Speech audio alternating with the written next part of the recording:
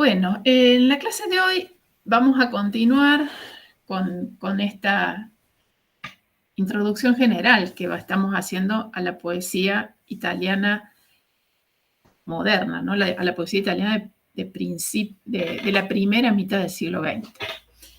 Y yo quería, voy a hablar en la clase de hoy un poco de las características generales de esta poesía, de las líneas que la definen, para comenzar también y plantear los aspectos más importantes de la poética de Umberto Saba, que ustedes van a completar con la lectura de la bibliografía que ya les hemos puesto a disposición.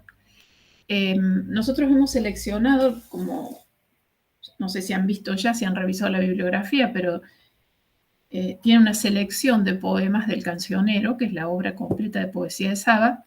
Algunas vamos a trabajar, voy a hacer referencia a algunas, de la clase de hoy y la clase del lunes.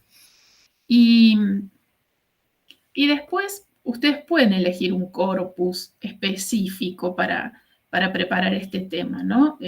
A partir de las cosas, de los aspectos, de los temas que yo desarrolle hoy. Así que en ese sentido tienen cierta libertad como para hacer el recorrido que más provechoso les resulte. Con Ungaretti igual, ¿no? Trabajamos toda la alegría, hay que leerla toda, igual el Cancionero, esta versión, esta selección del Cancionero también la pueden leer, porque es breve, pero seguramente para reconstruir toda la poética del autor con las características más sobresalientes y demás, cada uno puede elegir, cada una puede elegir un corpus de poemas que les resulte más significativo. Antes de empezar el desarrollo teórico de la clase de hoy, yo les había puesto, les habíamos subido al aula y también al Facebook, al grupo de Facebook, 2 poemas. Uno de Ungaretti, Puerto Sepultado, y Ciudad Vieja, Città Vecchia, de Saba, de Umberto Saba. ¿Pudieron leerlos?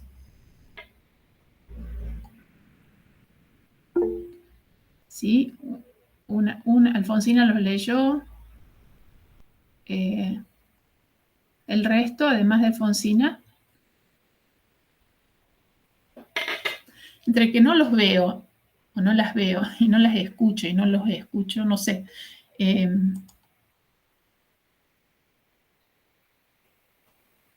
Bueno, entonces, sí, listo, gracias. Yo los voy a releer ahora. Ustedes vieron cómo es la lectura de poesía, ¿no? Hay que leer una vez y otra vez y otra vez, y así ir entrando al clima de cada poema. Por eso era importante que ustedes empezaran ese proceso en sus casas y que no fuera esta la primera vez que leemos estos poemas. Bien, voy a empezar por, empiezo por el de Ungaretti, que no necesariamente es del 16, de 1916. Puerto Sepultado. Llega ahí el poeta, y más tarde regresa a la luz con sus cantos y los dispersa. De esta poesía me queda esa nada de secreto insondable. Llega ahí el poeta, y más tarde regresa a la luz con sus cantos y los dispersa. De esta poesía me queda esa nada de secreto insondable. Puede ser que tengan inagotable también en alguna de las traducciones que teníamos.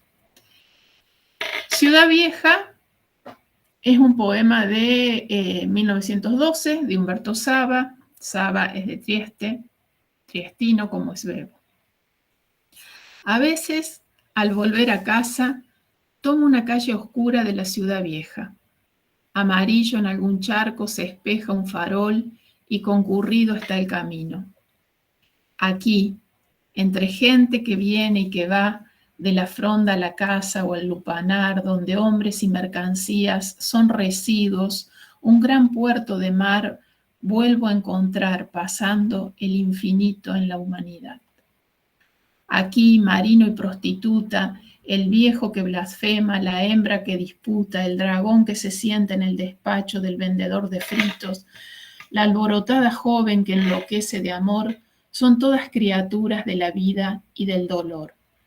Se agita en ellas como en mí el Señor. Aquí, en la compañía de los humildes, siento volverse el pensamiento más puro donde es más soez la calle. Vuelvo a leer el poema de Saba. Ciudad vieja. A veces, al volver a casa, tomo una calle oscura de la ciudad vieja. Amarillo, en algún charco se espeja un farol y concurrido está el camino. Aquí, entre gente que viene y que va, de la fronda a la casa o el lupanar, donde hombres y mercancías son residuos, un gran puerto de mar vuelvo a encontrar pasando el infinito en la humanidad. Aquí, marino y prostituta, el viejo que blasfema, la hembra que disputa, el dragón que se sienta en el despacho del vendedor de fritos, la alborotada joven que enloquece de amor, son todas criaturas de la vida y del dolor. Se agita en ellas como en mí el Señor. Aquí, en la compañía de los humildes, siento volverse el pensamiento más puro donde es más soez la calle.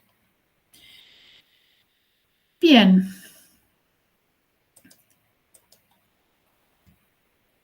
Comentemos un poco estos dos textos, diferencias, impresiones. Hablemos un poco sobre lo que cada texto sugiere. ¿Qué idea de poesía está en cada uno de ellos? ¿Qué idea de poeta? ¿Qué les parece? ¿Están en condiciones de decirme algo? ¿Han reflexionado algo cuando los leyeron?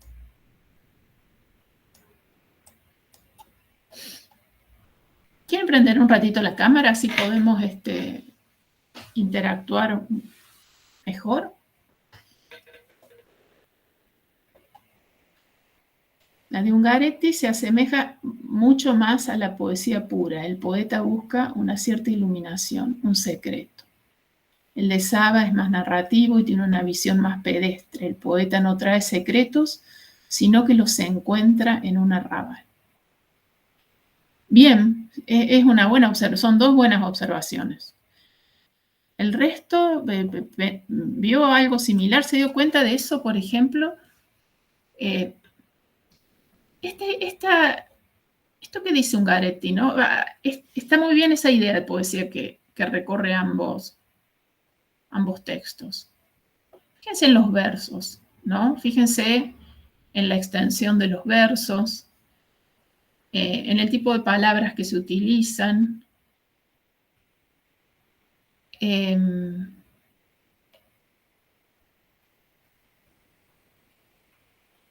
Esta idea de la iluminación está vinculada a qué otra idea.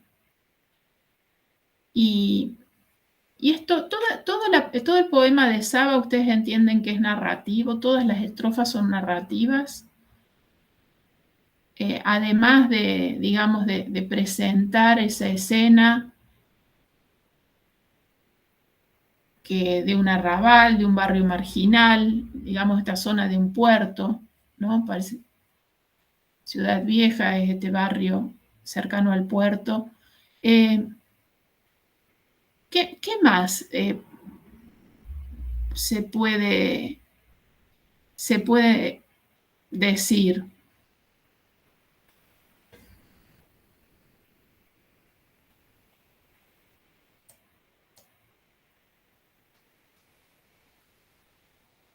La de Saba está mucho más situada, muy bien. Esa es la de Ungaretti no remite a ningún sitio en particular. Esa es también una diferencia importante, ¿no? Entonces, a partir de esto que señala Alfonsina, nosotros podemos ver que los dos poemas representan como dos líneas diferentes de poesía, ¿no? De dos direcciones. Las dos están escritas después de 1910, O sea, ya pasó el periodo de los crepusculares, digamos, donde los crepusculares iniciaron una suerte de revolución lírica. Estamos ya a una década del inicio del siglo. Las nuevas corrientes líricas europeas, francesas, ya llegaron a Italia, y eso uno lo puede ver, sobre todo en el poema de Ungaretti, ¿no?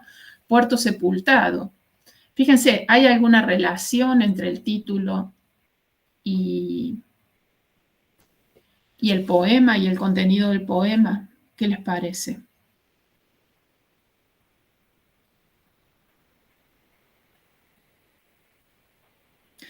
Por ejemplo, ¿no? Si nosotros leemos llega ahí el poeta, ¿qué será ese ahí? ¿A qué hace referencia ese ahí?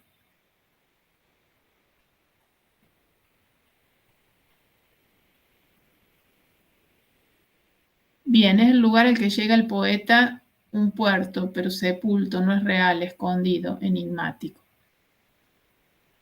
O sea, ¿qué otra idea está inferida en ese título que condensa un lugar, ¿no? Puerto sepultado. Señala un lugar. Llega ahí el poeta. ¿Qué otra idea está implícita en ese verso que podemos pensar? O sea, ¿alguien puede hacer la paráfrasis de ese poema? Explicarlo, o sea, explicar lo que Ungaretti quiere decir. ¿Alguien lo puede parafrasear?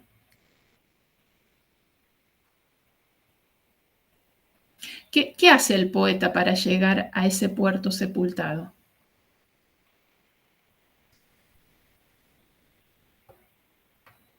Evidentemente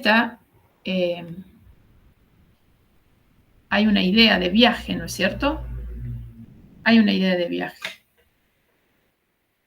En esos versos muy breves, muy condensados, uno puede advertir al menos 3 momentos. El viaje, que tiene que ver con ese descenso, con esa inmersión en el yo profundo, en esas raíces ocultas. La metáfora del puerto sepultado, de donde la poesía extrae su materia. Desde donde el poeta extrae su materia para componer los versos. Entonces, en esa idea de viaje está el descenso y está también el retorno, ¿no? Y los dispersa. O sea, quiere decir que el poeta ha descendido y ha vuelto, ha retornado. Y eso, de alguna manera, nos permite pensar acá en que el poeta ha traído a la luz algo que estaba en el misterio, en lo oculto, en lo sepultado, ¿no? Un retorno a la experiencia del mundo vivido entre otros. O sea, el poeta, en ese sentido, en la dispersión, que es otra de las acciones que hace ese yo lírico, dispersa esas canciones, esos versos, los comunica a los otros. Ahora, fíjense con qué fragilidad, ¿no? Cuando digo fragilidad, con qué delicadeza, con cuán poca cosa, Ungaretti construye este mensaje. No lo explica, no es una poesía más narrativa como puede ser descriptiva como la de Saba, donde uno puede albergar en su mente la imagen de ese suburbio, de ese arrabal, de esa ciudad vieja, ¿no? Acá la idea es una idea más intelectual, más mental. Hay una imagen de un puerto sepultado, es verdad, está ese descenso, pero está más delegada al lector esta capacidad de interpretación, ¿no?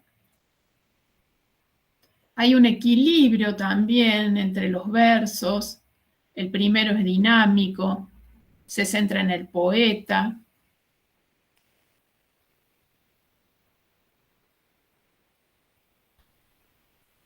Por otro lado, el poema también nos enfrenta al vacío, a la nada, a un secreto inagotable, insondable, o sea, a una nada que necesita ser sacada a la luz. Ahora, ese secreto, ¿con qué estará? ¿A qué secreto se referirá el poeta, no? No, acá no hay una verdad ni una respuesta única, pero ¿con qué tendrá que ver ese descenso, ese ascenso? ¿A dónde descenderá? Porque evidentemente no es que bucea a un puerto sepultado, ¿no? No es esa es la metáfora, pero no es la operación que hace. Cuando decimos descenso, ¿qué les parece a ustedes? ¿Ese descenso a dónde será?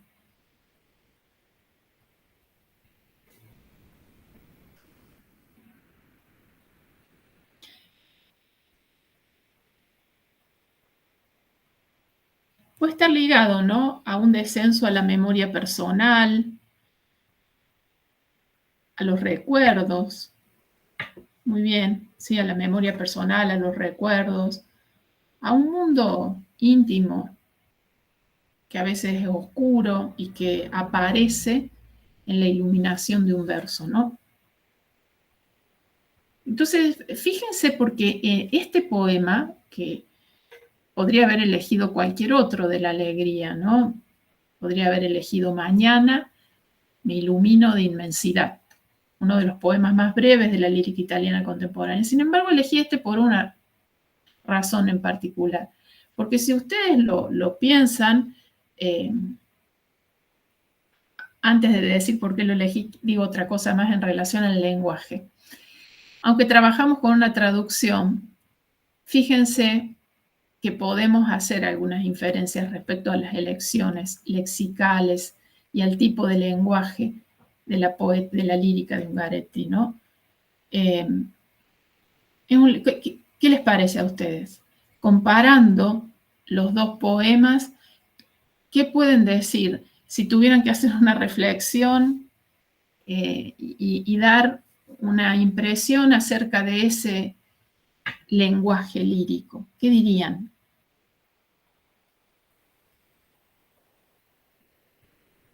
Hay cosas que, si uno lo compara con otros poemas de la época o con poemas que leímos la semana pasada, pero el mismo de Saba, ¿no? Que está a continuación. Miren todo lo que dice Ungaretti, ¿no? Está diciendo que el poeta desciende. Sí, es un vocabulario cotidiano en el sentido de que no es oscuro, pero la pregunta, pocas palabras, muy concentrado.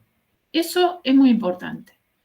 La concentración, y fíjense que está todo, la idea de concentración, esa es una idea fundamental. Es como si fuera un poema despojado de adornos. Está condensado. Acá, con respecto a la poesía precedente, evidentemente hay una operación lingüística importante, ¿no? Con el lenguaje, de concentrarlo, de trabajar esa palabra con un gran resguardo. ¿Ustedes qué opinan o qué piensan acerca de estas operaciones de concentración, ¿no? Cuando un poeta, por ejemplo, concentra el lenguaje, cuando quiere concentrar el significado. ¿Le sale rápido? ¿Lo logra rápidamente? La síntesis, por ejemplo. La síntesis se hacen cuando uno comienza a estudiar un tema o en qué momento uno logra una síntesis. Porque esto de la concentración tiene que ver con la síntesis, ¿no? Con haber logrado una síntesis. Seguramente hay aquí, es complejo, sí. Generalmente lo primero es lo más extenso, dice, están hablando María José, Alfonsina, luego de María Rosa, de una... Bien, muy bien. Han dicho un poco lo que yo quería a lo que quería que llegar. En general uno empieza, la primera versión puede ser generalmente más extensa, más amplia. La concentración, la síntesis es el resultado de revisiones, de reescrituras, de volver sobre el texto, ¿no? Ese menos es más es el resultado de ir quitando aquello que sobra y eso se puede hacer después de un arduo trabajo intelectual sobre el texto, ¿no? De limpiarlo.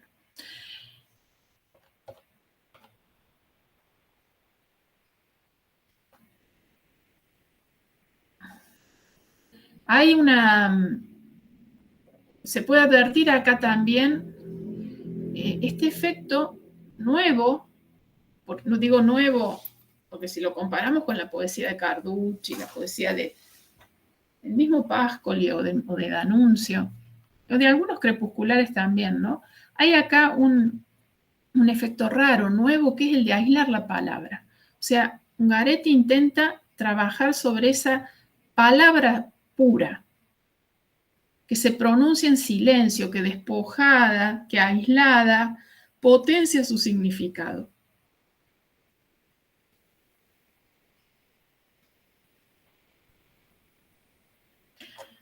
Hay algo que no me han dicho todavía.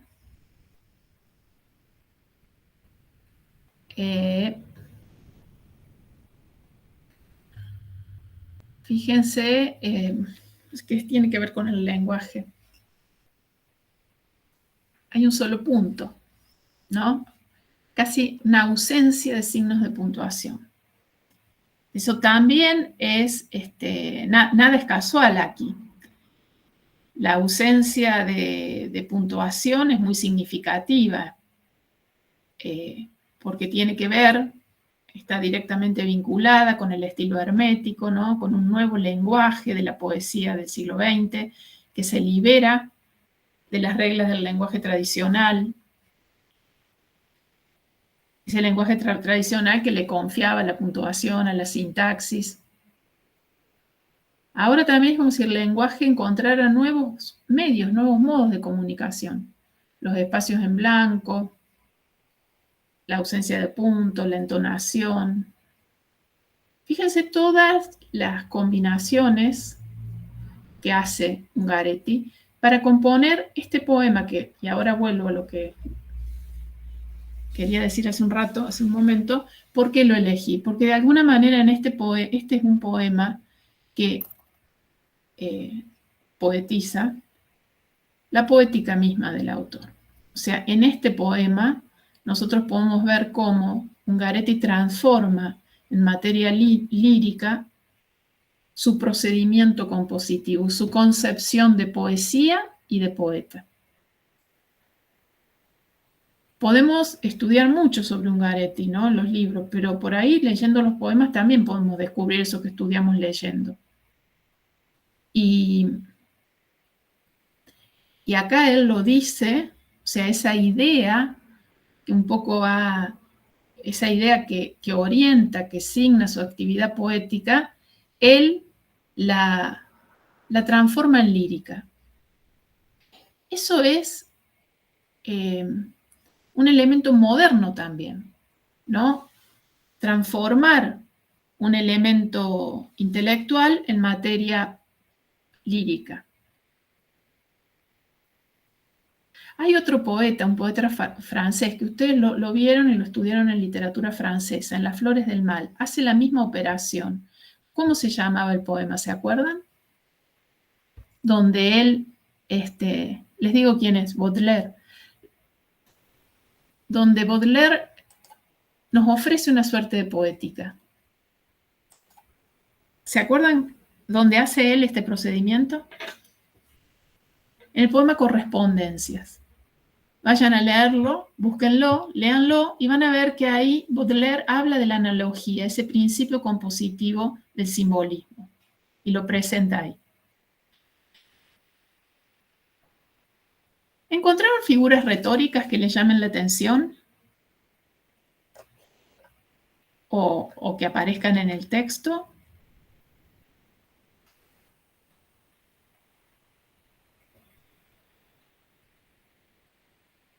¿Se las acuerdan? No sé. No sé cómo... No sé cómo proceden cuando hacen lectura de poesía. Anáforas, bien. Y no hay muchas figuras que me dé cuenta. Sí, la anáfora es esa repetición, ¿no? De una palabra en el principio del verso. Después, la metáfora. Hay metáforas aquí. Puerto sepultado, vuelve a la luz.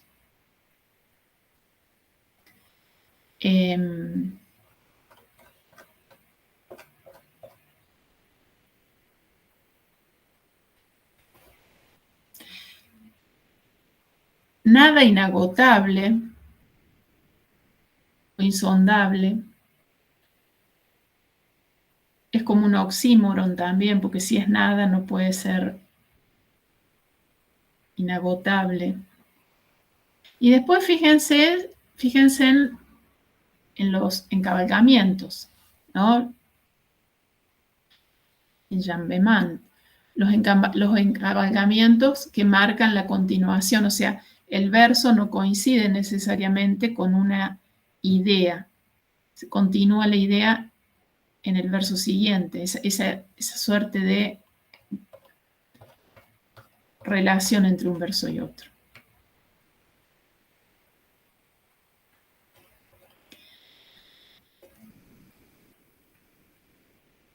Entonces, volviendo a esta idea inicial de que el poema de alguna manera nos presenta un principio poético, un principio compositivo, a partir de la lectura de este texto nosotros podemos decir que para Ungaretti la poesía está escondida, poesía de las cosas, ¿no?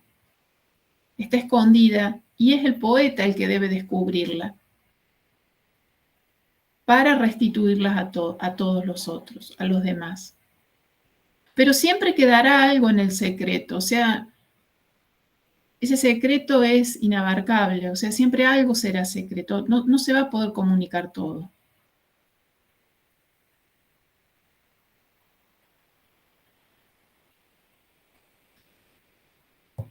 ¿1916 es una fecha que a ustedes, qué otra asociación?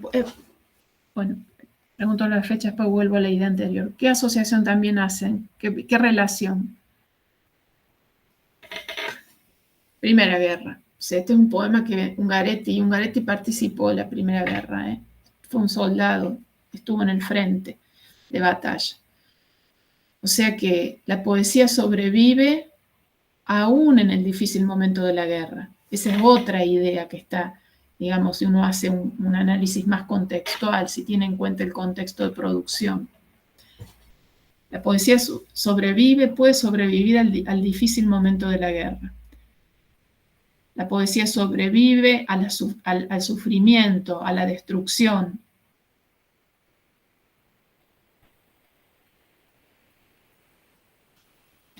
Entonces, hay una apuesta a la poesía. Hay una defensa a la poesía. Les quería decir que estas correspondencias, estos secretos que están escondidos, que el poeta puede recuperar, que el poeta, son las analogías, son las correspondencias, las analogías que Baudelaire presenta justamente en ese poema, en correspondencia. Son esas asociaciones nuevas, inadvertidas, que solo el poeta las ve y que el simbolismo plantea como un acto cognoscitivo paralelo al racionalismo del positivismo, ¿no? De pronto en pugna con ese positivismo racionalista que presenta la razón como único medio para acceder a la realidad, un poeta como Baudelaire, y luego Mallarmé y toda la línea de poetas simbolistas, nos presenta que la poesía también puede ser un acto cognoscitivo, pero que no opera por principios racionales, sino que opera también Hiperbaton, sí, perdón, no leí después el chat, que opera, digamos, por esas asociaciones nuevas y absolutamente originales que tienen que ver con los vínculos oscuros y profundos que cada poeta establece con el lenguaje, son las que aparecen en el mundo de la poesía. Bueno, entonces por lo menos leyendo este poema de Ungaretti, ya saben que ahí está el núcleo de su concepción poética. Y después la van a ampliar, la van a expandir, digamos, ¿no es cierto? Uno de los artículos que nosotros pusimos en la bibliografía, el de Trinidad Blanco, que habla sobre la poética de la palabra pura, expande esta idea. Pero el núcleo compositivo, el núcleo central del principio compositivo de Ungaretti está en este poema, y ustedes a partir de ahí pueden abrir un mundo, una poética. Vayamos al otro poema, el de Saba, y tratemos tratemos de reconstruir el mundo de Saba a partir de este poema. Hay 2 o 3 ideas de la poesía de Saba que nosotros podemos hacer surgir a partir de aquí. Ya dieron algunas características, ¿no? Una poesía, por empezar, versos más largos.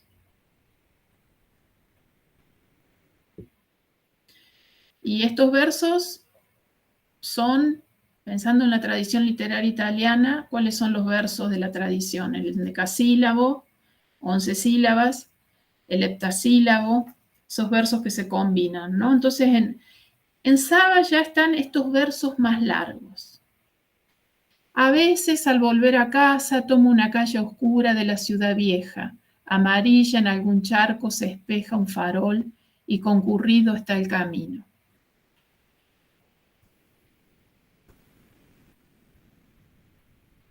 Ustedes tienen al lado del poema la estrofa en italiano. Spesso per ritornare alla mia casa prendo una oscura via di Civitavecchia, giallo in qualche pozzanghera si specchia qualche fanale, affollata è la strada.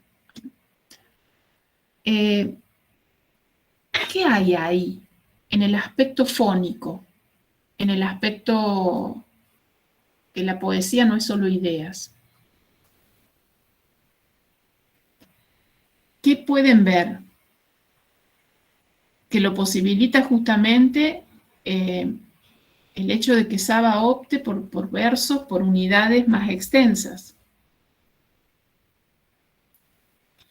Hay un ritmo, ¿no? Hay un ritmo y hay un canto que se nota un poco más que en el de Ungaretti. La concisión de Ungaretti no permite tanto,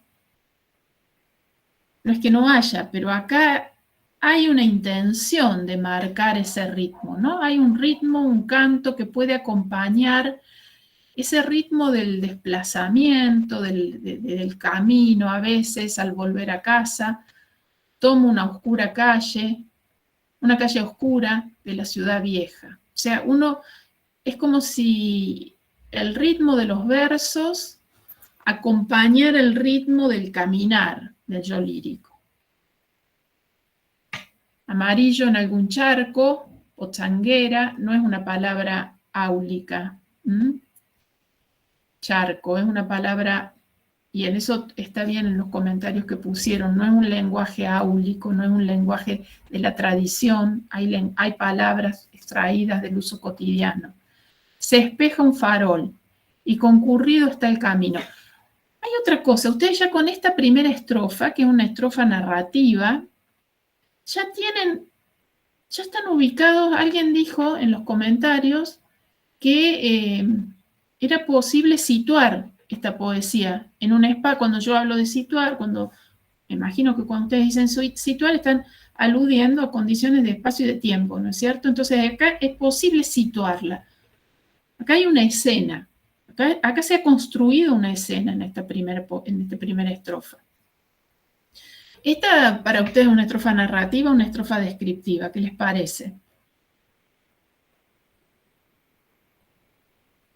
Una estrofa narrativa, ¿no? Ese yo lírico, ese yo está contando lo que está haciendo. Y yo puedo ver ya, empezar no solo a situarme en esa calle oscura, sino también a tener elementos que tienen que ver con las luces, con las sombras, esta alusión al farol, ¿no? Que por un lado alude a la luz.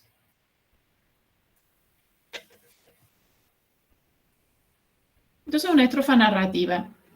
Pasamos a la segunda. Bueno, si ustedes se observan la traducción, la estrofa en italiano, van a encontrar también una serie de asonancias en la estrofa. Casa, strada, vecchia, specchia. En la traducción no se pudo mantener exactamente igual, pero cualque, esa repetición interna, fanale. O sea, hay un trabajo ahí de selección fónica que tampoco es casual, pero que está, ¿para qué les parece a ustedes que puede servir la sonancia? O sea, esta repetición, esta réplica de vocales, de sonidos que se van reiterando al interior del verso.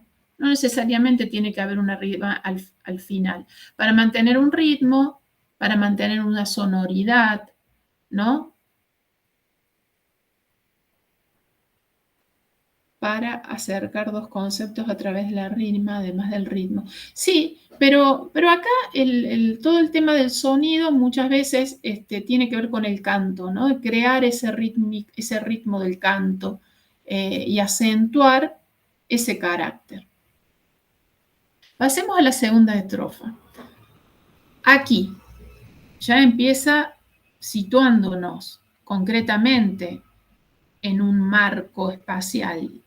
Aquí, entre gente que viene y va, la idea de populoso, de la fronda a la casa o al lupanar, donde hombres y mercancías son residuos de un gran puerto de mar, vuelvo a encontrar pasando el infinito en la humildad.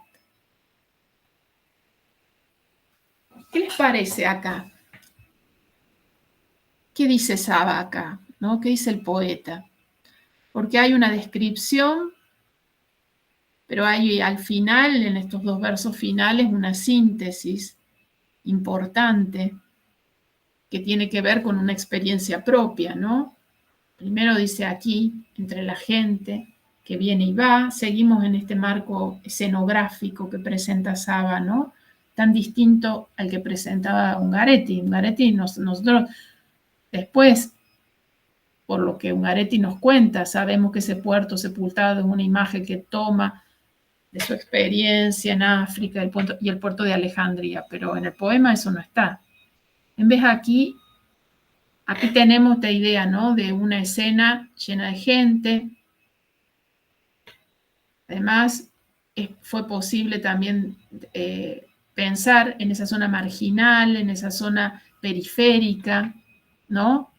La fronda, la casa o el lupanar, ¿no? Esos lugares que están situados siempre en la periferia, donde hombres y mercancías son residuos. ¿Por qué dirá hombres y mercancías son residuos? De un gran puerto de mar, la idea del puerto.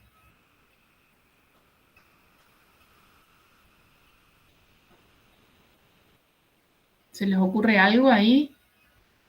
Contexto mercantil, estamos en Trieste, pero ese contexto mercantil, bien, pero ¿cuál es la mercancía también acá, no? Si hablamos de un lupanar.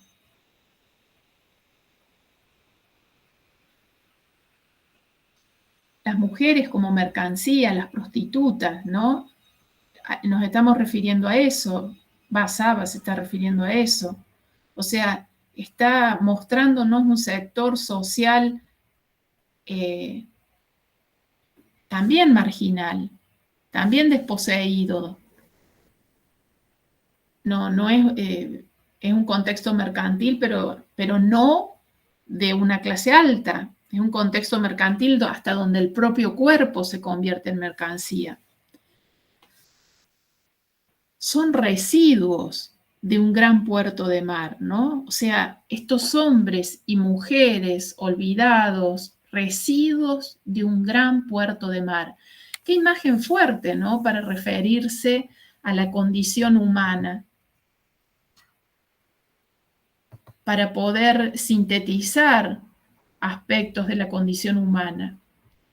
Vuelvo a encontrar pasando el infinito en la humildad. ¿Qué les parece? ¿Qué pueden decir de eso? Vuelvo a encontrar pasando el infinito en la humildad. Hay dos palabras ahí que me parece importante vincular y hacerlas hablar, que son infinito y humildad. ¿Qué es el infinito? ¿Qué es la humildad para Saba?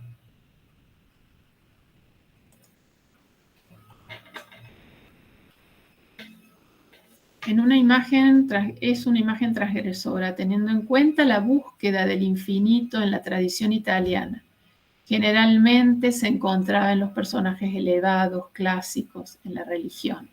Sí, muy bien, es una imagen muy transgresora y muy tradicional. ¿Quién habla de infinito en la tradición italiana? Esa palabra está asociada a Leopardi, ¿no? Leopardi habló del infinito. Y el infinito de Leopardi era un infinito mental, ¿no? Que él descubría, que él encontraba, que él experimentaba cuando iba al monte y lo imaginaba, porque la siepe no le permitía ver más allá. En esos 15 endecasílabos, Leopardi presenta la idea de infinito. Sin embargo, Saba, que amaba a Leopardi, encuentra el infinito ¿dónde?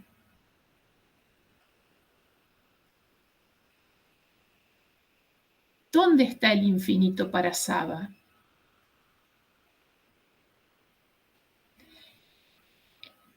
En el arrabal, en el bajo, en el puerto, en esa gente desposeída, en esos residuos de puerto de mar, en esa suerte de desecho social, ¿no? En esos hombres que son lo más bajo, podemos decir, de la escala social, o al menos que esa ciudad presenta, ¿no? Porque, bueno, hemos situado ya la zona y ahora vamos a la gente que está en esa zona. Ahí, con los humildes, con los desposeídos, ahí encuentra el infinito. Entonces, hay una suerte también aquí de fratelanza, ¿no? De fraternidad entre el yo lírico y estas personas. Sigo. Aquí, marino y prostituta, el viejo que blasfema, la hembra que disputa, el dragón que se sienta en el despacho del vendedor de fritos, la alborotada joven que enloquece de amor, son todas criaturas de la vida y del dolor. Se agita en ellas como en mí el Señor. ¿Cómo empieza esta estrofa? ¿Con qué trama textual? Para orientarlos en la pregunta. Vuelta el aquí, ¿no? Sitúo otra vez, muy bien. Y después de esa operación que realiza el poeta de situarnos, o sea, crear la escena, ¿qué más se advierte? ¿O qué se ve? ¿Cómo es esa escena? Compone la escena, ¿no es cierto? ¿Y la compone con qué? ¿Con quiénes? Una enumeración descriptiva, sí, perfecto. Una enumeración descriptiva de los personajes que circulan por ahí. Ya estamos como haciendo foco, ¿no? Primero había gente que iba y venía, ahora estamos haciendo foco y estamos viendo con más cercanía quiénes son esos personajes. El marino, la prostituta, el viejo que blasfema, la hembra que disputa, el dragón, o sea, el soldado que se sienta en el despacho del vendedor de fritos, la alborotada joven que enloquece de amor. Tenemos ahí la descripción de estos seres, ¿no? Que son humildes, de estos seres que conforman ese mundo de humildad que, con el que Saba siente la fraternidad, en el que Saba encuentra la idea de infinito. Son todas criaturas de la vida y del dolor. Se agita en ellas como en mí el Señor. Criaturas de la vida, dolor, Señor. A ver, vinculen esas tres palabras.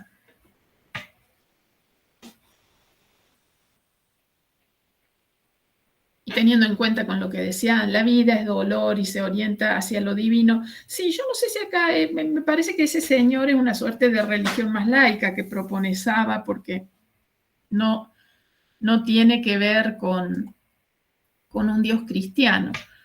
Pero sí hay una especie de comunidad, un principio de comunidad cristiana en esta suerte de identificación, de fraternidad, de comunidad que él encuentra con esa gente en ese mundo.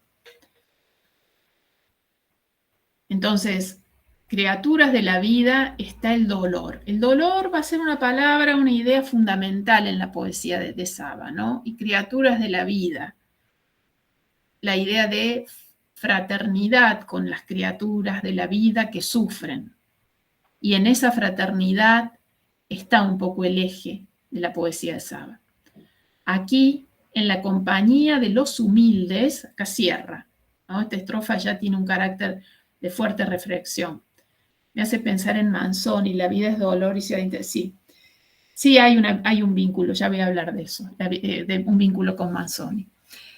Aquí, en la compañía de los humildes, siento volverse el pensamiento más puro, donde es más soez la calle, ¿no? Como si en ese mundo donde el dolor está, donde ese mundo despojado de toda pátina, de todo mito que recubra, de toda máscara social, donde la vida parece más descarnada, donde la vida aparece en su esencia más verdadera, que es el dolor, y donde es más soez, porque ese dolor se manifiesta a veces hasta con brutalidad, ahí siento que mi pensamiento se vuelve más puro, ¿no? O sea que ya hay una adhesión, ese yo lírico por un mundo, y hay una elección.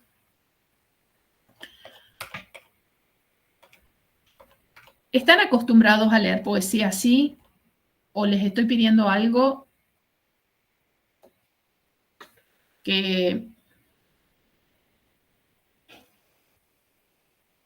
necesitan, digamos, practicar? Quiero saber eso para también organizar un poco las clases que siguen. Háganmelo saber para... Bien, entonces, lo más profundo de lo humano, lo más profundo de lo humano, lo más esencial de lo humano se puede encontrar en los lugares más marginales de una ciudad, los lugares despreciados, en las personas humildes, en las personas cotidianas. En definitiva, ahí está la verdad de la existencia, no en otro relato, ¿no? Mentiroso. Ahí es donde las personas están igualadas.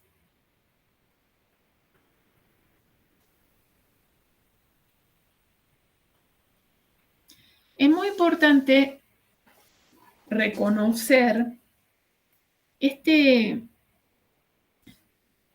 carácter dramático que tiene la poesía de Saba, ¿no? Cuando digo dramático me estoy refiriendo, ya voy a volver a esta idea, pero a la relación que la poesía de Saba establece con el melodrama. Y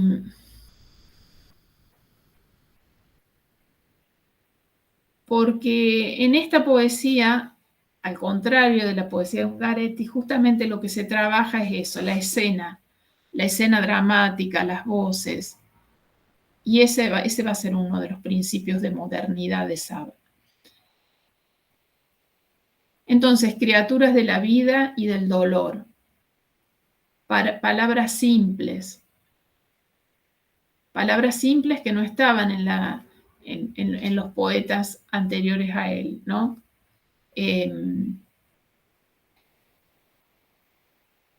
Este motivo del infinito ligado a la humildad.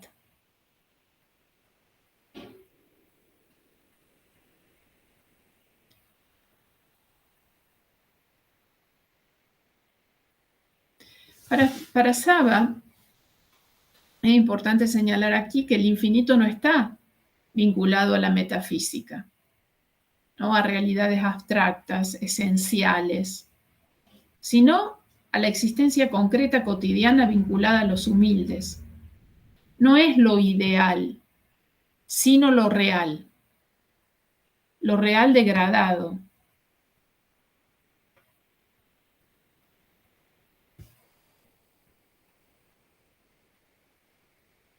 Entonces, este mundo de criaturas pobres, marginales, sufrientes,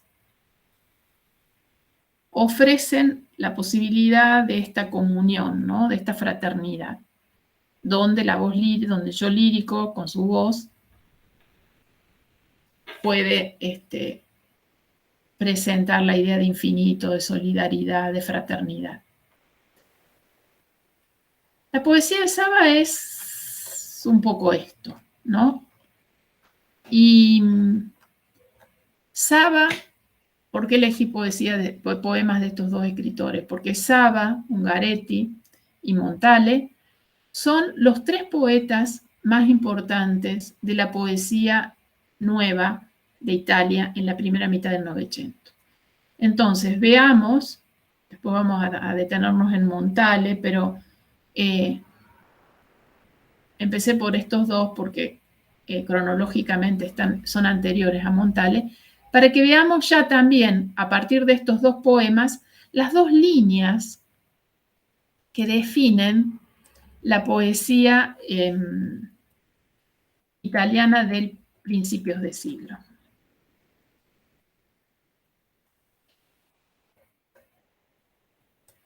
¿Hay alguna pregunta? ¿Está todo claro hasta ahora? Bien.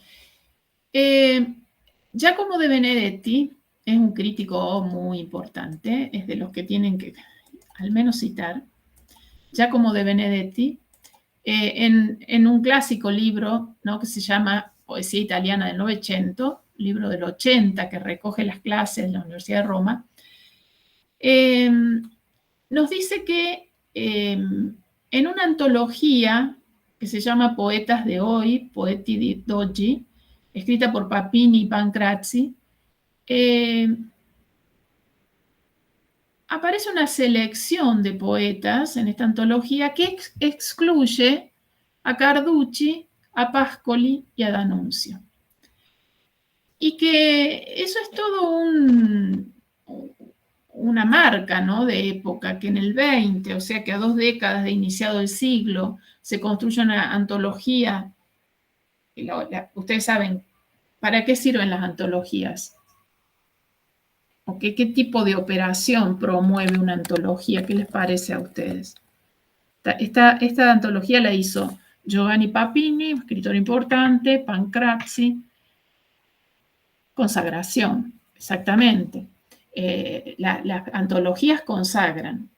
Los que están en la antología se van poco a poco integrando un canon, y los que quedan afuera, bueno, no ingresaron. Bueno, acá los que quedaron afuera de esta antología fueron nada más y nada menos que los tres maestros, estos dos poetas, Pascoli, Carducci y D'Annunzio, que estaban ahí vinculando los dos siglos, ¿no? A Pascoli los tres nos referimos la clase pasada. En Pascoli nos detuvimos un poquito más. Entonces, surge podemos advertir a partir de esta antología que el lugar del poeta bate, el lugar del poeta maestro, del poeta guía, queda vacío.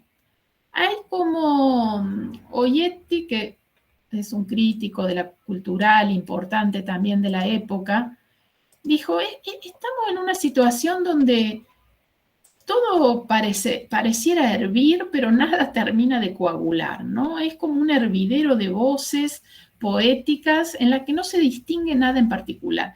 La figura después de guía, de referente poético, la va a tomar Benedetto Croce. Pero lo cierto es que hasta el 20 estábamos en estas condiciones. Entonces, sí podemos decir que la poesía italiana del siglo XX comienza o se abre en múltiples y logradas direcciones. Italia se presenta como una provincia occidental que intenta dar soluciones estéticas diferentes a la modernidad literaria que, por ejemplo, en Francia había comenzado ya en la segunda mitad del siglo XIX. Entonces, el caso italiano merece ciertas consideraciones, ¿no? Primero que nada, porque hay una de estas consideraciones ustedes la pueden hacer, porque si se ponen a pensar en algo que está en los orígenes de la literatura italiana, ya pueden hacer una reflexión respecto al lugar que la poesía ocupó en la tradición literaria italiana, a señalar por qué es un género tan importante y hacer un comentario acerca de la lengua poética, ¿no? ¿Se anima alguien a aventurar una hipótesis en este sentido a partir de esto que estoy planteando? Primero, apunto aspectos más concretos. ¿Les parece a ustedes que en la literatura italiana la poesía ocupa un lugar destacado o no?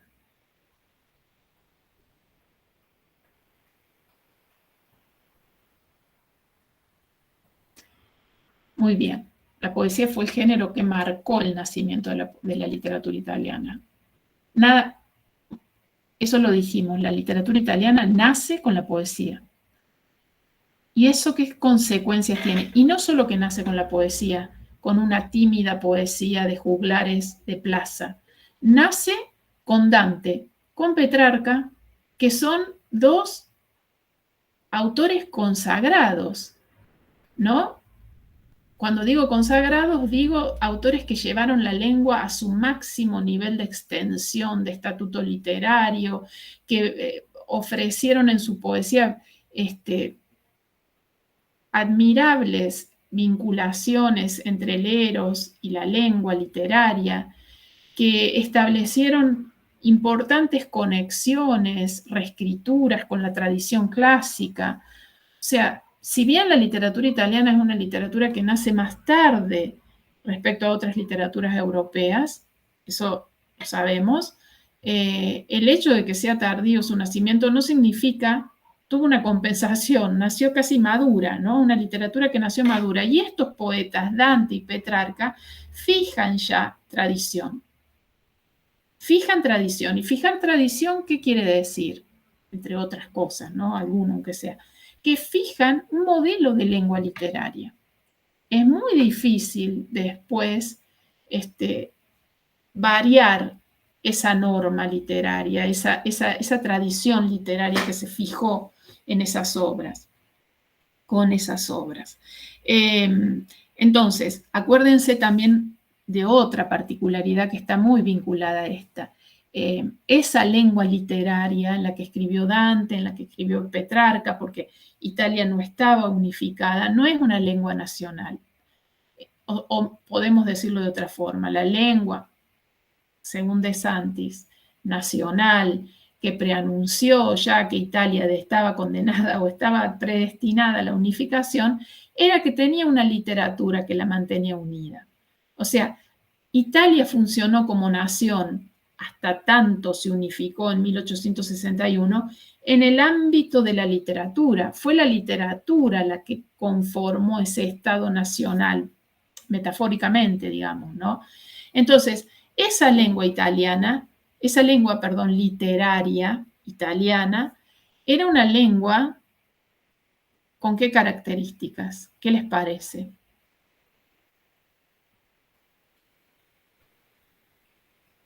Formalizada, elevada, áulica, no era hablada por la mayoría, era una lengua que muy restrictiva, ¿no? Y por lo tanto fue creando una poesía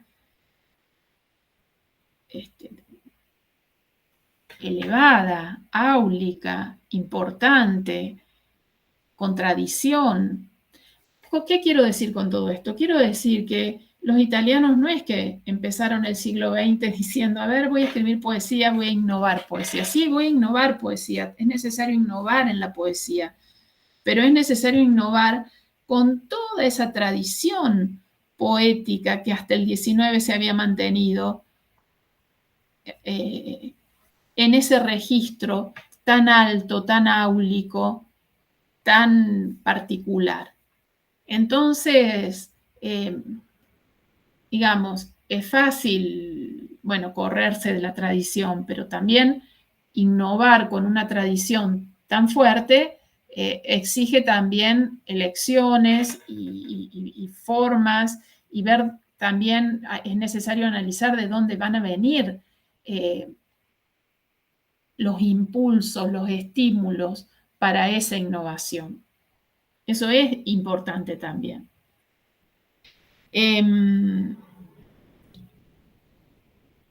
Les decía entonces que los tres poetas que van a iniciar verdaderas transformaciones, verdaderas innovaciones, pero de peso, son Ungaretti, Montale y Saba, o sea, escritores que en esa línea van a poder trabajar la tradición y renovarla, ¿no? Y a su vez, bueno, y décadas después consagrarse en poetas canónicos.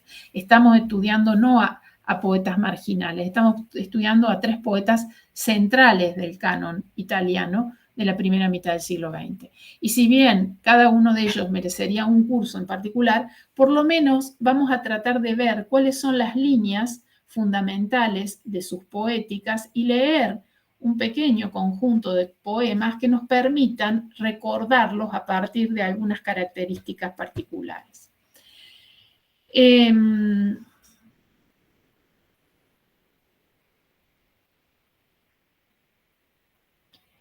Bueno, no hace falta que diga qué es la poesía, porque supongo que ustedes me podrían dar ya una definición de qué es poesía. Podemos definirla desde dos perspectivas. Una perspectiva más bien técnica y una perspectiva que tenga que ver un poco más con el contenido. ¿Qué les parece a ustedes que pueda ser la poesía desde el punto de vista del contenido?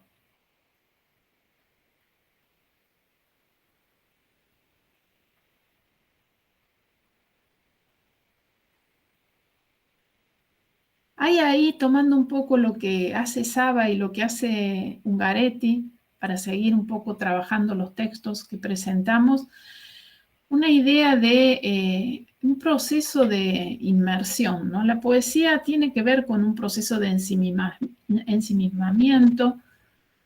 La poesía ahonda, ¿no? Dentro de un universo privado.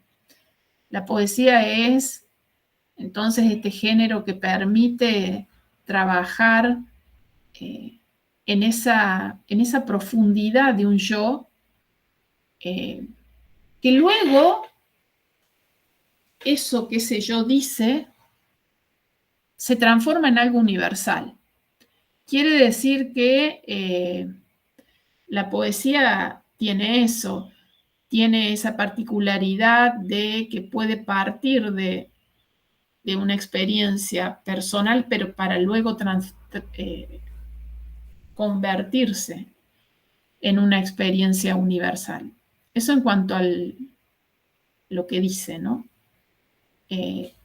Pero por otro lado, también podemos definir a la poesía de un modo más técnico y podemos decir que la poesía es un género literario altamente codificado, que trabaja con versos, con otras unidades métricas, el verso, con figuras retóricas, con sonidos,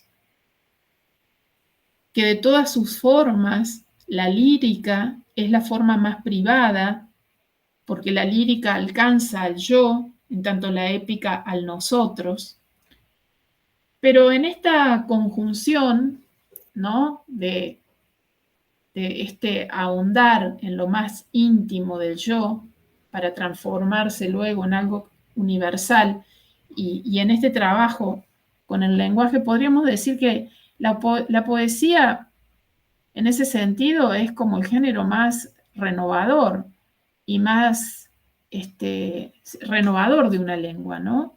La poesía trabaja como en la sala de máquinas del lenguaje, lo extiende, lo fuerza, lo lleva a nuevas direcciones, realmente experimenta y trabaja el lenguaje de formas nuevas, le posibilita al lenguaje formas nuevas.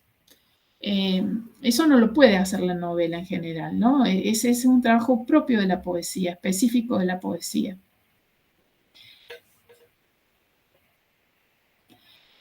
Veamos cuáles son las características generales de la poesía moderna. Porque hay un gran cambio, ¿no? Hay un gran salto entre el 18 y el 19, lo hemos estado diciendo, eso ha sido un poco el argumento de la clase pasada, lo seguimos diciendo hoy. La poesía de la modernidad tiende a especificarse mucho más, ¿no? A volverse cada vez más lírica, se transforma en un discurso cada vez más privado, se va separando de lo social, se abandonan géneros epigramáticos, se abandona la épica, la poesía se especializa, ya se va haciendo cada vez más lírica. Y esto implica que se torne cada vez más oscura, más difícil, más experimental, que agreda la tradición, que niegue la comunicación. Por eso también es tan común decir, ay, no, a mí no me gusta la poesía porque no entiendo. Pero no necesariamente es así, ¿no? Ustedes ya vieron que leyendo y leyendo entramos al centro de los dos poemas, ¿no? Llegamos a descifrar lo que esos dos poemas querían mostrar. Y rápidamente y de una manera bastante simple, pero pudimos llegar a eso. Es cuestión de leer y entrar en ese clima. Hay un crítico italiano muy importante, además bueno, hay muchos críticos italianos muy importantes, pero es otro, Alfonso Berardinelli. En un libro que se llama La poesía hacia la prosa, reflexiona sobre las características de la poesía italiana moderna, ¿no? Y dice que al inicio del siglo XX se reconocen dos líneas poéticas bien definidas. La literatura, como que la literatura va en dos direcciones. Una dirección más tendiente al hermetismo y una dirección más prosaica. Veamos un poco qué significa esa dirección o qué caracteriza a la dirección hermética, en todo caso, ¿no? A la más vinculada al simbolismo, vinculada a las innovaciones provenientes de Francia. Berardinelli dice que esta poesía la caracteriza por cuatro aspectos. El primero es la soledad y la singularidad, ¿no? Es una poesía en la que el yo, delante de sí mismo, se habla para sí. Y usa entonces un lenguaje sin intención comunicativa, porque ese yo se habla a sí mismo, entonces no necesita comunicar. Además está decir que la poesía no tiene fin, o sea, la finalidad comunicativa, pragmática del lenguaje es para el uso social, pero en la poesía estamos en otro registro, ¿no? Entonces ahí el lenguaje ya se escapa de toda regla. Bien, la segunda característica es la profundidad y el misterio. Esa profundidad, ese misterio, tiene que ver con lo que decíamos a propósito de Ungaretti, ¿no? Fundado en el principio de la analogía, la poesía crea correspondencias. Se sumerge en lo desconocido para encontrar algo nuevo, ¿no? En este poema de Baudelaire, Correspondencias, Baudelaire justamente nos presenta la naturaleza como fuente de símbolos. En esto de la profundidad y el misterio, que es otro de los que es un aspecto que toma Ungaretti,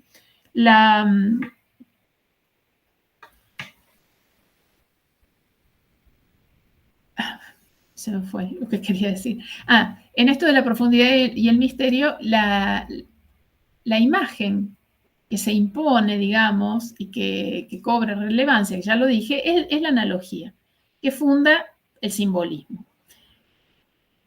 Acá es clara la influencia de la tradición francesa y es claro ver cómo el simbolismo que nace en Francia con Baudelaire, Mallarmé, bueno, todos los poetas simbolistas, ha ejercido una gran influencia, bueno, aunque ahora no se use tanto la palabra influencia, pero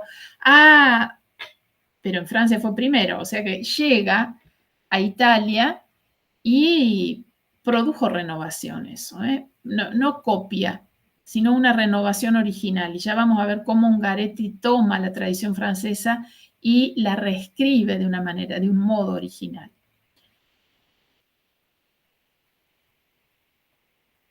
El cuarto aspecto que marca Berardinelli para hablar de la poesía moderna es el elemento de la jerga. Y dice que la oscuridad es la característica general de la poesía moderna. Se vale de una lengua especializada, el acto poético comienza a ser un acto de culto, una apología de sí mismo. Berardinelli llama a este proceso oscuridad sublime del nihilismo. Entonces, sí, efectivamente, uno ve que la poesía comienza a perder lectores, porque es prácticamente un ejercicio anticomunicativo. Entonces, bueno, si no se puede entender nada, mejor no lo leo. Pero se entiende, ¿eh? Y hay que... No hay que dejar. En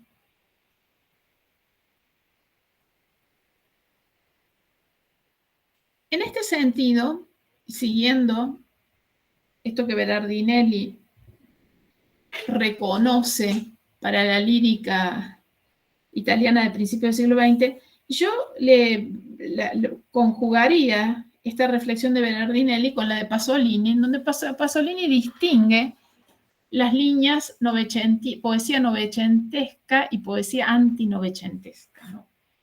Estas dos direcciones nos ayudan a encontrar a nosotros dos grupos de poetas diferentes. En eso que caracterizó Berardinelli podemos reconocer gran parte de la poesía novecentesca.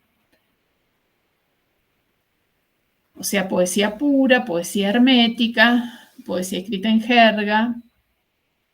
Vayamos a la línea de la poesía antinovecentesca. Estoy pronunciando la palabra en italiano porque antinovecentista no me parece pertinente, o sea que antinovecentesca, que se orienta en una dirección diametralmente opuesta a la anterior, ¿no?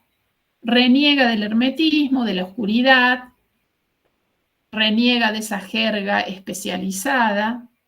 Esta es una línea, la poesía antinovecentesca, que nace con Umberto Saba. O sea, el fundador de esta poesía, y ustedes lo han visto en Civitavecchia, con lo que han dicho en los comentarios respecto al lenguaje, Saba funda esa tradición poética, ¿no? Es algo nuevo. nadie había escrito como Saba antes que él. Se extiende luego a Sandro Penna, a Giorgio Caproni, a Bertolucci, a Betocchi. Estos poetas son, ya se los pongo en el chat para que conforman esa línea.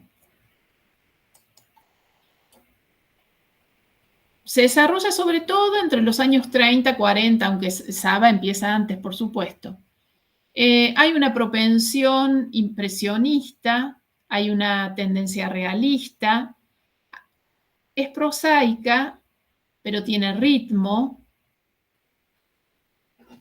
se acentúa la descripción y la narratividad, se rechaza la oscuridad hermética, se atiende a la tradición, el hecho de que se elijan versos como el endecasílabo y el heptasílabo es parte de ello y es tal vez la elección más clara. Fíjense ustedes cómo llama Saba a su libro de poemas, Cancionero. ¿Quién había llamado así a su colección de poemas? Petrarca. O sea, hay ahí una línea directa con la tradición. Los poetas antinovecentescos retomaron la musicalidad de los versos tradicionales italianos, o sea, del endecasílabo y el heptasílabo. Retomaron el soneto, retomaron el canto. Lean la poesía de Penna, de Sandro Penna, lean la poesía de Caproni, o sea, una poesía que tiene rimas fáciles, pero sin embargo que no quiere decir que sea una poesía vulgar, o sea, una poesía muy vital, una poesía fuertemente ligada a la vida. En este sentido, Saba fue un poco el que marcó el camino, ¿no? Porque Saba estaba convencido de que la poesía debe estar libre de artificios, debe ser clara en sus elecciones léxicas, en sus formas métricas, tradicionales. Por ejemplo, en el poema Amé, apela a la rima, flor, amor, la más antigua y la más difícil del mundo, dice, ¿no? Entonces es tiempo de recuperar a través de la forma autobiográfica la propia experiencia de la vida cotidiana, con el aplomo, con todo el aplomo de las verdades posibles y profundas que esa vida ofrece. Esa debería ser, esa es la materia de la poesía, ¿no? Esa debería ser la materia de la poesía. ¿Quién es Umberto Saba? Umberto Saba, en realidad, se llama Umberto Poli, ese es el nombre del padre, Umberto Poli. Nació en Trieste en 1883, murió en 1957. En el ensayo de Benedetti sobre Saba, que les mencioné, al que hice referencia recién,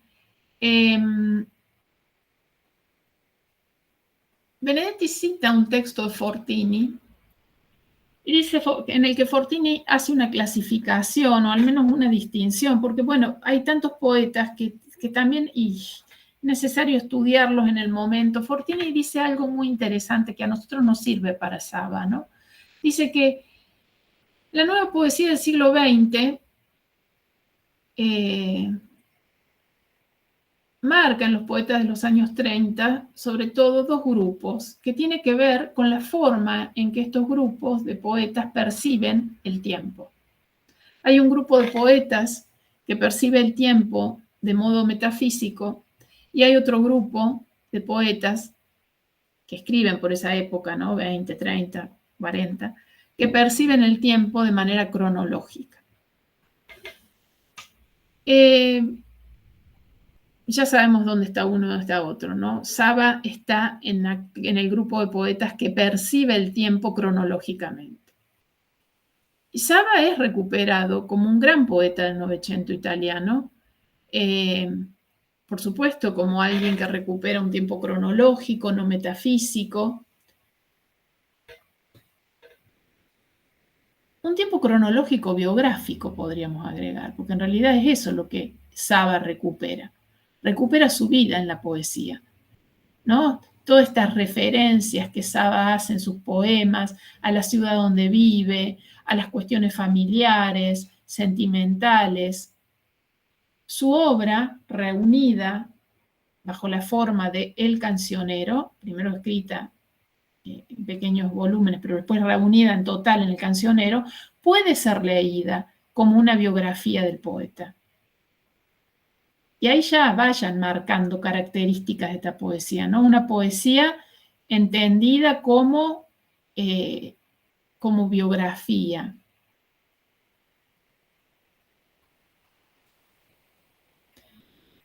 Y claro, el tiempo cronológico es verdad que es un tiempo que está más ligado a la novela, ¿no? Porque recorta un microcosmos social en el que los eventos de la macrohistoria también se pueden ver. Ahora, bueno, esa operación es un poco la que hace Saba, pero va más allá todavía, ¿eh?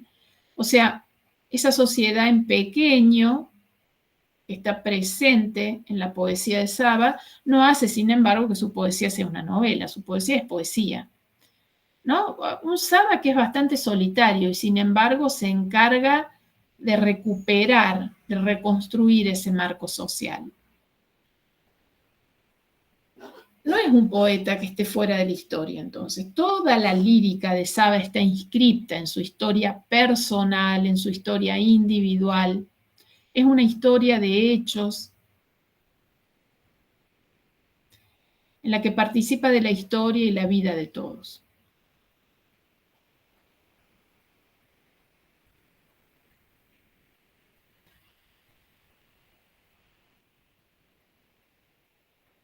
Lo que habría que poder explicar, esta puede ser una pregunta de un parcial o una pregunta, digamos, para reflexionar. Esas preguntas que yo les voy haciendo en clase son preguntas que ustedes tienen que registrar porque son las preguntas que después en las instancias de evaluación nosotros recuperamos, ¿no? Pero habría que preguntar, ¿por qué? ¿Por qué Saba es un poeta moderno si está tan enfrentado estéticamente a lo que marcó la modernidad italiana en esos años? Esa es una pregunta sobre la que hay que reflexionar y hay que tratar de precisar, y cuando uno estudia, tratar de ir dilucidando qué es lo que lo hace moderno a Saba. Porque está en las antípodas de la poesía novecentesca, ¿no? Está en la vereda del frente. Entonces, algo hemos dicho ya, pero eso es muy general. Eso va para Caproni, va para Saba, va para Bertolucci, para Penna. Veamos qué pasa con Saba, o sea, cuál es la particularidad de él para poder ir definiendo también su poética.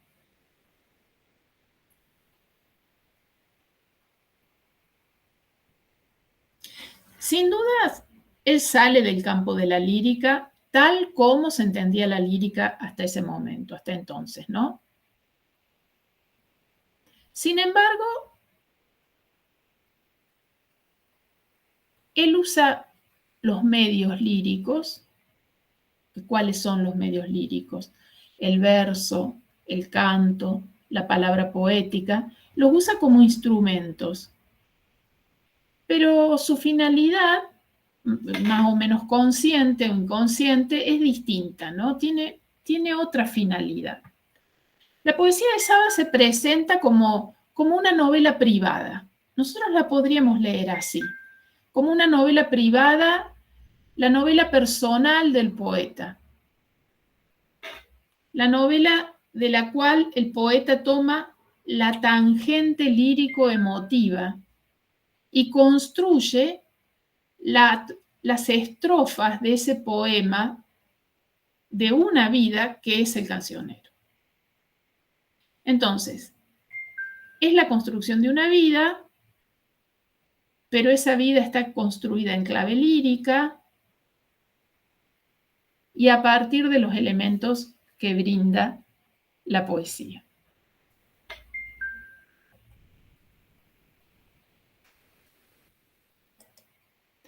Bien, entonces, habiendo dicho esto, me voy a ver obligada al menos a hacer una referencia a la biografía de Saba. Porque acá la biografía no es un hecho aislado, ¿no? La biografía es materia de su poesía. Entonces, me parece pertinente y me parece importante marcar en esa vida, sobre todo una vida asignada por el dolor, por el trauma, los aspectos importantes que van orientando una forma de escribir. Lo primero que dije y que ustedes registraron y que deben haber ya puesto en red con respecto a Svevo es que nació en Trieste. Y esto ya da mucha información, ¿no? El hecho de nacer en Trieste, ¿no? Esta ciudad crisol de intereses, de pueblos, último puerto libre del Imperio Austrohúngaro, último reducto del Imperio Austrohúngaro, a su vez el Imperio Austrohúngaro, último reducto del Sacro Imperio Romano Germánico, o sea, todo el peso que hay en ese lugar, ¿no? Peso de tradiciones, al mismo tiempo un imperio que está viviendo ya su último momento, entonces hay una conciencia de un inminente final, y en esa conciencia de ese inminente final es como si el imperio hubiera florecido y hubiera ofrecido, no sé, un cúmulo de manifestaciones literarias y estéticas como nunca antes. Es una sede del Ancien Régime, o sea, estamos todavía en una forma de organización social distinta al resto de Europa, ¿no? Así que eso hay que considerarlo y tenerlo en cuenta para pensar en Saba. Por otro lado, también tengo que decir algo que tiene que ver con Saba es hijo de madre judía, ¿no? O sea que Saba es judío. Eso también marca un sesgo importante. Y su padre veneciano, pero este padre abandona a la madre de Saba cuando la madre de Saba está embarazada.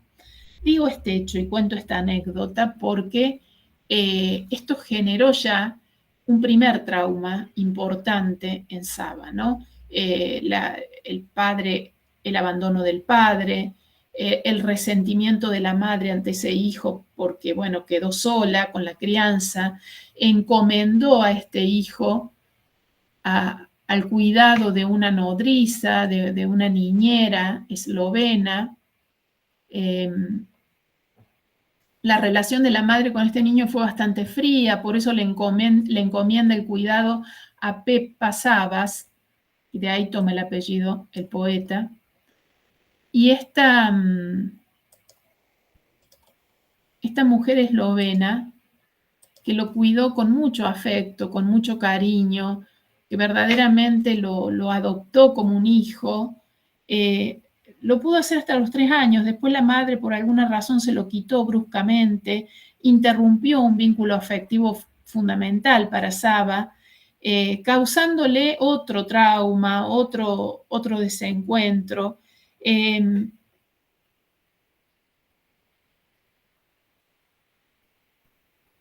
Entonces, bueno, nosotros ya vemos que en los primeros años de la infancia de este poeta podemos reconocer principios activos de una enfermedad psíquica que vinculada con el dolor, con la frustración, bueno, que se va a transformar en una neurosis importante. Esta idea de la enfermedad es una idea fuerte dentro de la cultura mitteleuropea, ¿no? Está presente, estaba en Svevo también, de otra manera, pero también estaba.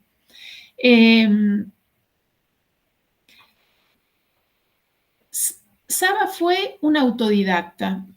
Esto también importa mucho, porque estando fuera de Italia, porque en esos años Trieste no formaba parte de Italia, estando fuera, teniendo un padre italiano, o sea, hablando las distintas lenguas, hablando el italiano también, por supuesto, Saba de manera individual empieza a estudiar la literatura italiana, pero claro, como no fue a una universidad, como no siguió estudios sistemáticos, la estudiaba de manuales de escuela, ¿no? Entonces él estudiaba los autores que aparecían en esos manuales. Dante, Petrarca, Manzoni, que me voy a referir después, Parini, Leopardi. Entonces hizo como un estudio autodidacta, pero al mismo tiempo muy vinculado a la tradición, porque esos manuales son muy canónicos, son muy tradicionales. Entonces, en esa línea se formó, por eso la presencia de la rima, por eso estos elementos fuertes de la tradición que él no deja. Estudió el violín, se casó, y esto lo digo también porque va a aparecer en la poesía, por eso se los digo, con Carolina Wolfeller, a quien llamó Lina, su esposa, y tuvo una hija, Linucha, que son nombres que van a estar presentes en estos textos, ¿no? Bueno, tuvo problemas, trabajó primero en una pequeña, bueno, empresa, sí, actividad comercial, y después se fue a trabajar, puso una librería de libros antiguos, ¿no? La famosa librería de Trieste, que era la librería de Saba. Y después, en el 28, con motivo de las leyes raciales que promulgó el gobierno de Mussolini, tuvo que escapar porque por su condición de judío era un perseguido. Entonces se fue un tiempo a Francia, después estuvo en Roma y en Firenze, hospedado, protegido por Ungaretti, por Montale.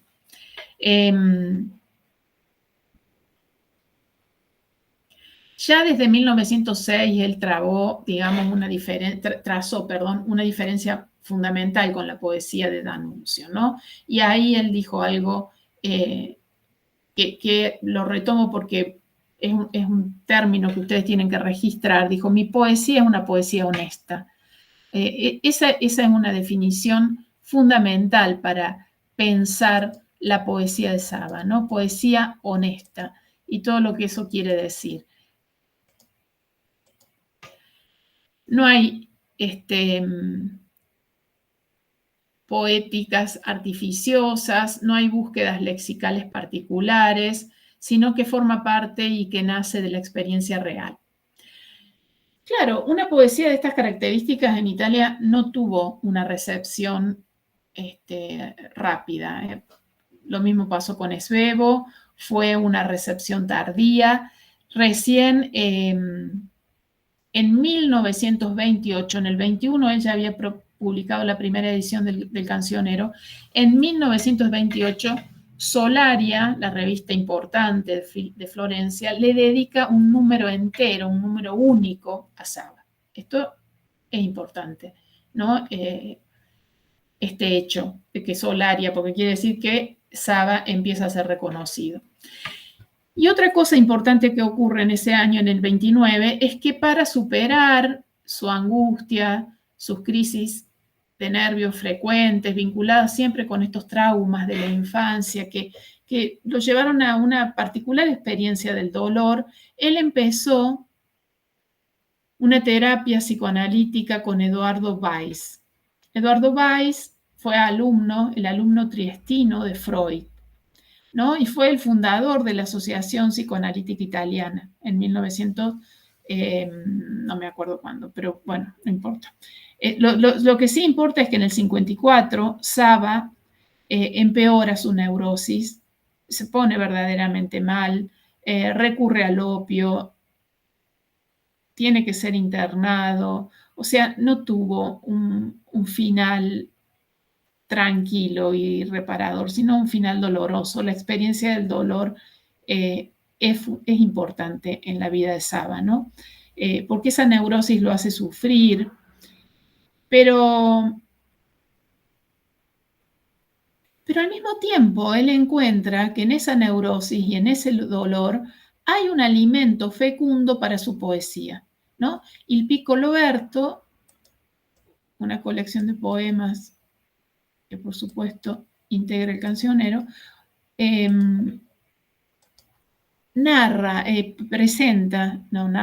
presenta aspectos de este sufrimiento, ¿no? El psicoanálisis entonces se transforma para Saba en una experiencia personal que, a diferencia de Svevo, que se reía del psicoanálisis, que no creía, para Saba fue importante, ¿no? Porque lo ayudó a profundizar el sentido de la poesía, el sentido de sus vínculos, ¿no? A ahondar en su yo. Bien. La clase que viene, yo voy a intentar terminar con Saba y dar una síntesis también de Ungaretti. Lo que voy a hacer es marcar las líneas principales. Ustedes pues completan esto con los ensayos en la que tienen ya recomendados para la bibliografía. ¿Hay alguna pregunta? Dejamos unos minutos para preguntas, comentarios, y si no, terminamos la clase aquí. ¿Nada? Bueno, nos vemos el lunes.